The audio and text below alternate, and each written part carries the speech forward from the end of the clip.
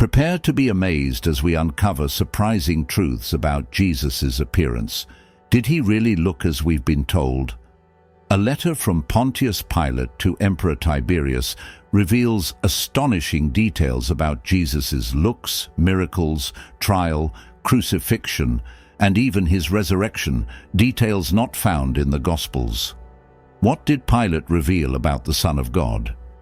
Let's dive into this extraordinary account. Chapter 1. A letter to the Emperor. The air in Judea was tense, a province perpetually on the verge of rebellion. Pontius Pilate, the Roman governor, sat down to pen a letter to Emperor Tiberius. What he wrote was no ordinary dispatch. It was a vivid account of events surrounding a man named Jesus, a figure who, Pilate believed, might one day change the fate of the empire itself. "Greetings, Majesty," Pilate began, his words heavy with foreboding. "The events in my province have been so extraordinary that I feel compelled to share them. They are unlike anything I have witnessed before." Little did he know, this letter would serve as a historical window into a story both miraculous and tragic. Chapter 2. A Governor's Burden. From the moment he assumed his role in Judea, Pilate felt the weight of his task. "It is as though the gods themselves turned against me when I accepted this position," he wrote. The province was rife with tensions, religious, political, and personal. It was a cauldron waiting to boil over. Pilate's early days were marked by frustration. Determined to establish Roman authority, he arranged a grand banquet for the region's leaders. Invitations went out to Herod Antipas, the high priest, and other key figures. Yet, not a single one attended. Their absence was not just an insult, Pilate reflected. It was a declaration of defiance. The seeds of rebellion were already planted. Chapter 3. The High Priest's True Colors. Days after the slight, the high priest came to Pilate under the pretense of diplomacy. His demeanor was calm, almost pious, as he explained his absence from the banquet.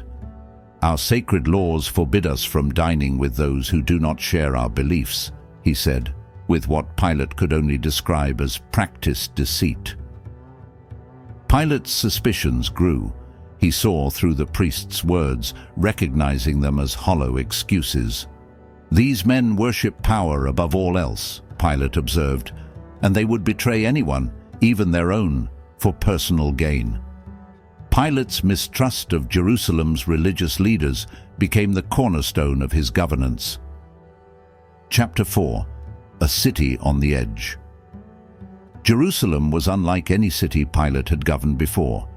Its people were fiercely independent, their loyalty tied more to their faith than to Rome. Pilate described his predicament. "I rule a city that seems to thrive on rebellion. The streets hum with unrest, and at any moment the smallest spark could ignite a revolt." The Roman presence in the region was stretched thin. With only a centurion and a mere 100 soldiers under his command, Pilate felt vulnerable. His pleas for reinforcements to the governor of Syria were met with indifference. Even he, Pilate noted bitterly, had too few men to defend his own lands. Pilate knew he was balancing on the edge of a knife. Chapter 5. Whispers of a Prophet. Among the constant hum of rebellion, one name began to surface: Jesus of Nazareth. Rumors swirled about a Galilean preacher, a man teaching strange doctrines and performing miracles. Pilate's initial reaction was skepticism. "At first I thought he was yet another agitator, sowing discontent against Rome," he wrote.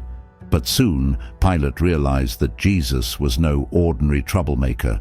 In fact, his teachings seemed to challenge the authority of the Jewish leaders more than that of Rome. "He was more sympathetic to Roman rule than to the priests who opposed us," Pilate admitted, intrigued by the man who was slowly becoming the center of attention in Judea. Chapter 6. A Glimpse of the Preacher. Pilate's first encounter with Jesus was not face-to-face, but from a distance. While passing through a crowded square, Pilate saw a large group gathered, their attention fixed on a single figure. Jesus stood at the center, his voice carrying over the crowd as he spoke of peace, justice, and love. His presence was commanding yet humble. Pilate found himself captivated, despite his instinct to remain detached. There was something about him, Pilate wrote, an air of authority that seemed to transcend this world. It was a moment that would linger in Pilate's memory. Chapter 7. The Unmatched Presence of Jesus. Pilate portrayed Jesus as a figure of unmatched presence, exuding calm, compassion, and wisdom. Though of average height, Jesus drew attention with his serene demeanor and striking features. Soft, light brown hair that fell to his shoulders, piercing eyes described as shifting between light brown and blue, and a fair, smooth complexion. His symmetrical face, framed by a well-groomed beard, radiated kindness, peace, and authority without intimidation. Jesus dressed modestly yet with dignity, reflecting his humility and detachment from material wealth. His appearance conveyed tranquility and welcome, leaving an indelible impression on all who encountered him. Chapter 8. The Miracles of Nazareth. Stories of Jesus' miracles began to reach Pilate's ears. From healing the sick to feeding thousands with mere scraps of food, the tales seemed too extraordinary to believe. Yet they came from witnesses, men and women who swore they had seen these acts with their own eyes. Pilate noted this with fascination. Even those who despised him could not deny the power of his deeds. It was as if the gods themselves worked through him. Pilate found himself torn between skepticism and wonder, unable to fully dismiss the reports. Chapter 9.